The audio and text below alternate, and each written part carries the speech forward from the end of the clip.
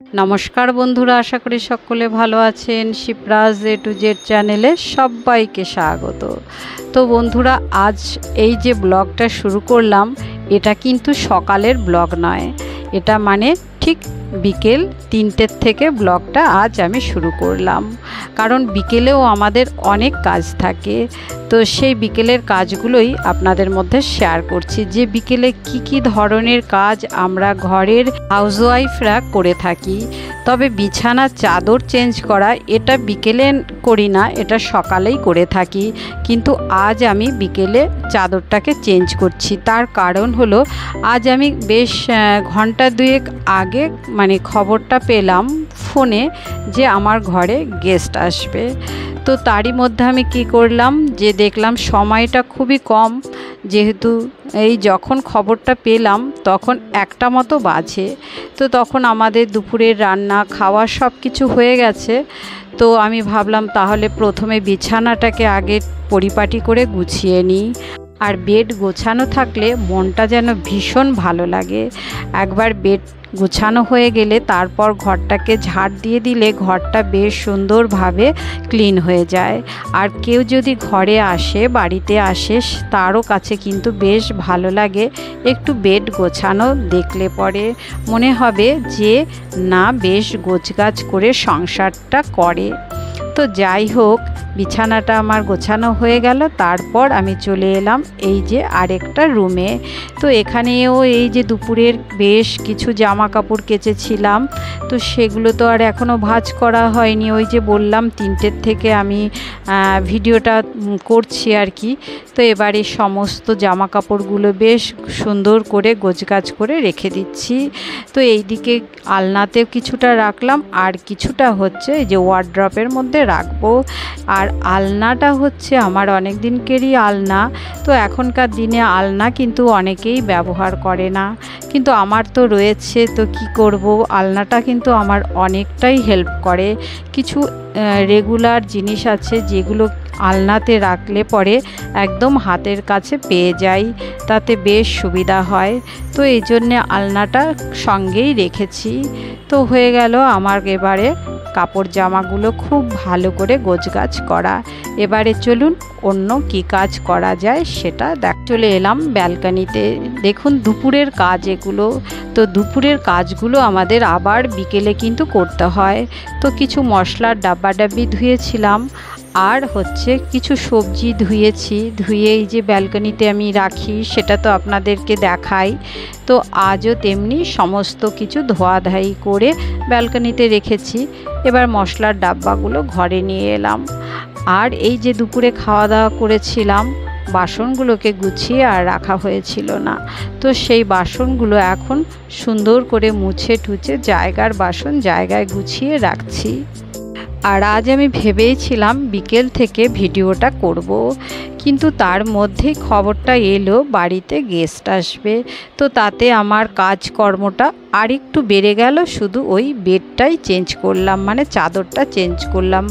আর যা কিছু কাজ এইগুলো কিন্তু আমার আজকে করারই ছিল, আমি করব বলেই ভেবে রেখেছিলাম। সেই জন্যে এই মশলাদানির এই সব কন্টেনারগুলো সব আমি ধুয়ে নিয়েছিলাম। এই মশলাদানিতে আমি গোটা মশলার সঙ্গে নুন আর হলুদটা রেখে দিই, আর রাখি শুকনো লঙ্কা আর তেজপাতা। তো এই মশলা যদি এভাবে গুছিয়ে রাখা যায় তাহলে রান্নার সময় কিন্তু বেশ হেল্প হয়। মশলার ডাব্বায় মশলা যদি গোছানো না থাকে, রান্না করতে গেলে কিন্তু ভীষণ বিরক্ত বোধ হয়। মনে হয় যেন কোথায় আছে তেজপাতা, কোথায় শুকনো লঙ্কা, কোথায় গোটা জিরে, এরকম খুঁজে বেড়াতে হয়। তো এইভাবে আমি এই মশলাদানিতে সব মশলাগুলো রেখে দিলাম। এই সব সময় যে সর্ষের তেলটা আমরা যেই ডাব্বাতে রেখে ব্যবহার করি, তো সেই সর্ষের তেলের ডাব্বাটাও কিন্তু খুব ভালো করে ধুয়েছি, মেজেছি এবং মুছে তেলটা রেখে দিয়েছি। আর এই যে ছোট ছোট কৌটো, এর মধ্যে জিরে, ধনে, গোলমরিচ পাউডার রেখে দিয়েছি। আর এই যে এটা দেখছেন, এটা হচ্ছে লবণের ডাব্বা, ছোট্ট একটা লবণদানি। এটা হচ্ছে ওই যে ভাত খাবার সময় পাশে নিয়ে খাই। তো যাই হোক, সব কিছু মশলাগুলো আমার কিন্তু বেশ সুন্দরভাবে গোছানো হয়ে গেল। এবারে জায়গায় রেখে দিচ্ছি। আর এই যে দেখতে পাচ্ছেন বন্ধুরা, প্রেসার কুকার, এই প্রেসার কুকারে আমি মটর ভিজিয়ে রেখেছিলাম। মানে যখন আমি খবরটা পেলাম বাড়িতে গেস্ট আসবে, তখন আমি গরম জলের মধ্যে মটরগুলো ভিজিয়ে রেখেছিলাম। ভিজিয়ে রেখে তারপর এখনই প্রেসার কুকারে সিটি দিয়ে নেব, তাতে আমার খুব সুবিধা হবে, একটু ঘুগনি বানিয়ে নেব। তো গেস্টরা আসবেন এবং আমার এখানে থাকবে। তো রাতের খাবারের জন্য আমি এখন ঘুগনি বানাচ্ছি। তো মটরটা সিদ্ধ হয়ে গেছে, চলুন দেখিয়ে দিচ্ছি। এই যে মটরটা সিদ্ধ হয়ে গেছে, গরম জলে ভিজিয়ে রেখেছিলাম বলে খুব তাড়াতাড়ি মটরটা ভিজে গেছিলো। তো মটরটা বেশ সুন্দরভাবে সিদ্ধ হয়েছে। এবারে একটা মশলা বানিয়ে নিচ্ছি। পেঁয়াজটাকে খুব ভালো করে ভেজে নিয়ে তার মধ্যে আদা, রসুন আর জিরে বাটা দিয়ে দিলাম। দিয়ে আর একটা টমেটো, কাঁচা লঙ্কা এগুলো দিয়েছি। দিয়ে মশলাটাকে কিন্তু খুব ভালো করে কষিয়ে নিয়েছি। নিয়ে এবার এই যে মটরের মধ্যে আলু সিদ্ধ করে নিয়েছিলাম, 3টে আলু। তো সেই আলুগুলোকে এইভাবে হাতে ম্যাশ করে দিয়ে দিলাম। একদম ভেঙে কিন্তু গুঁড়ো করব না, এইরকম গোটা গোটা থাকবে। তো এইরকম গোটা গোটা আলু যদি ঘুগনিতে থাকে এবং সেটা খেতে গেলে কিন্তু বেশ মজা লাগে, খুবই ভালো লাগে খেতে। তো এবারে কড়াইয়ের থেকে মশলাটা মটরের মধ্যে দিয়ে দিলাম, আর ওই কড়াইয়ের মধ্যে একটু জল দিয়ে দিচ্ছি। জলটাকে গরম করে এবারে ওই মটরের মধ্যে দিয়ে দেব, মানে ওই ঘুগনিটার মধ্যে দিয়ে দিয়েছি। দেখুন ঘুগনির রঙটাও বেশ সুন্দর হয়েছে। এবারে বেশ খানিকক্ষণ ফুটিয়ে নেব, লো ফ্লেম করে ফুটিয়ে নিচ্ছি। তো ফাইনাল লুকটা যখন হবে বন্ধুদের অবশ্যই দেখাবো। আর এই যে বন্ধুরা দেখুন এই আলুটা খেতে কিন্তু বেশ লাগে, দুর্দান্ত লাগে। তো আমার ঘুগনিটা অলরেডি হয়েই গেছে। এখন একটু ধনেপাতা কুচি দিয়ে দিচ্ছি আর সামান্য একটু গরম মশলা পাউডার। তো এবারে নেড়ে চেড়ে গ্যাস অফ করে দেব, ব্যাস হয়ে যাবে আমার ঘুগনি। রাতে লুচির সঙ্গে এই ঘুগনিটা পরিবেশন করা হবে।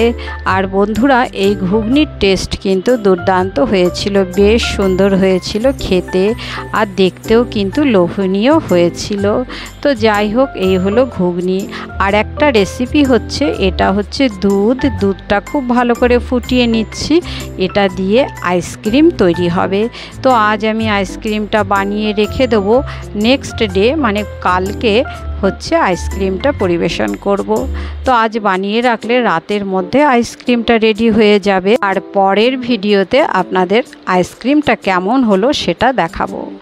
এবারে চলে এলাম ওই যে সবজিগুলো ধুয়ে রেখেছিলাম, সেগুলো এখানেই দাঁড়িয়ে পলিথিনে ভরে নিলাম, নিয়ে ফ্রিজে রেখে দিয়েছি।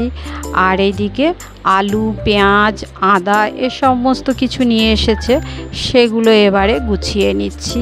তো দেখুন বন্ধুরা, সকালে যেমন আমাদের কাজ থাকে তেমনি কিন্তু বিকেলেও বেশ কাজ থাকে।